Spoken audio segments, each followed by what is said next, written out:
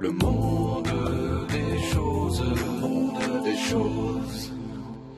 Posez cet arrosoir, David, et parlez-nous donc de l'âne. Oui, l'âne. Alors je vous préviens, je vais être didactique aujourd'hui. Est-ce que vous êtes prêts ? Oui. C'est super. L'âne, c'est une des 4 sous-catégories du genre Equus. Equus en latin, ça veut dire cheval, mais ça désigne aussi le genre auquel le cheval appartient et qui comprend plusieurs catégories. 1. Les zèbres, 2, les chevaux, 3, les ânes, et 4, vachement moins connus, les hémiones, qui ressemblent pas mal aux ânes. Vous voyez une hémione ici, sauf qu'ils sont impossibles à éduquer. Ils vivent leur vie d'hémione, et gna gna gna, moi je suis indépendant, vous ne m'intéressez pas. Donc, ils nous servent à rien. Ce qui explique en partie qu'ils soient moins connus. Il y a un truc rigolo chez les catégories que je viens de citer, c'est qu'en gros, toutes ces espèces, elles peuvent faire l'amour ensemble et avoir des enfants. Un cheval peut faire l'amour avec un zèbre, ça donne un zébroïde, animal qui ressemble à une sorte de canapé bimatière, c'est chic et c'est très beau à voir. Un âne peut faire l'amour aussi avec un zèbre, ça donne un zonki qu'on voit ici, et bien sûr, ça c'est plus connu, l'âne et le cheval peuvent faire l'amour ensemble. Et quand ils font ça, ça donne quoi ? Ça donne une mule. Excellente réponse, bravo. Mule que l'être humain adore parce qu'elle allie la force du cheval à la régularité de l'âne.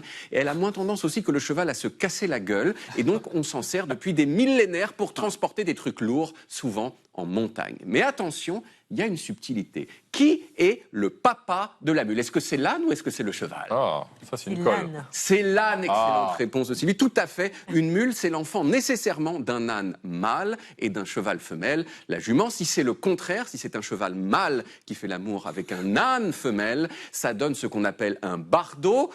Alors, pourquoi on n'entend jamais parler des bardeaux ? Eh bien, parce qu'il n'y en a presque pas. Et s'il n'y en a presque pas, c'est que, un cheval, c'est beaucoup plus grand qu'une ânesse. Donc, c'est un peu comme si vous croisiez un Doberman mâle avec un chihuahua femelle.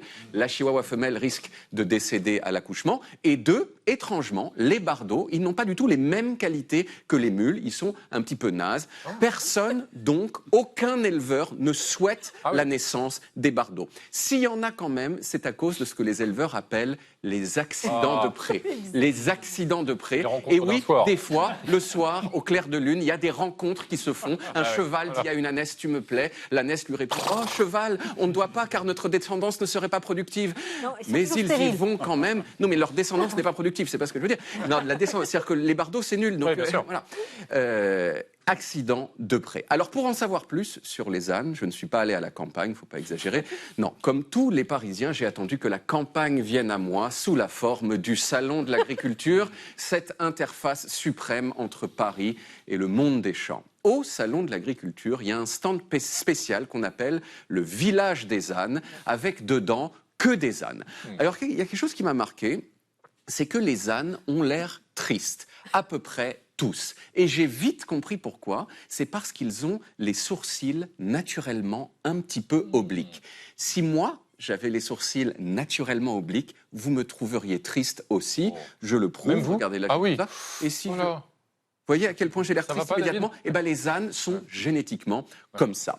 J'ai aussi découvert les différentes races d'ânes. L'âne corse, regardez comme il est beau. Le petit âne normand, tout mignon. L'âne des Pyrénées, qu'on va voir juste là. Et surtout, l'âne le plus cool de tous, c'est mon préféré de loin, le Baudet du Poitou. Un âne massif, avec un look super à base de cheveux frisés, comme vous voyez, et qui est surtout utilisé pour la reproduction. On voit qu'il a les outils nécessaires à la chose. Et je dois terminer cette chronique. Un petit peu long peut-être le plan sur l'organe de reproduction. Je dois terminer cette chronique en évoquant le lait d'ânesse. Le lait d'ânesse, il y a en France une production de lait d'ânesse. Alors, c'est très cher, hein, c'est souvent 40 fois plus cher que le lait de vache, mais c'est aussi plus chic. La preuve, c'est dans du lait d'ânesse que Cléopâtre, à Skip, se baignait. Alors, on en fait surtout des savons et des crèmes de jour, mais vous pouvez tout à fait en mettre dans votre cappuccino, ce qui vous rendra immédiatement intéressant intéressant si vous manquez de personnalité. Voilà. Et enfin, si vous voulez en savoir plus sur l'âne, je vous conseille le livre de référence sur la question, Le Grand Guide des ânes. C'est de Pierre Mériski, c'est exhaustif et c'est illustré. Merci beaucoup. J'étais sûr que vous n'étiez pas venu les mains vides. Merci David pour cette chronique et pour ces belles images. La prochaine fois, n'oubliez pas d'emmener aussi des chevaux et des zèbres pour mélanger tout ça et nous ramener de belles images. Merci David.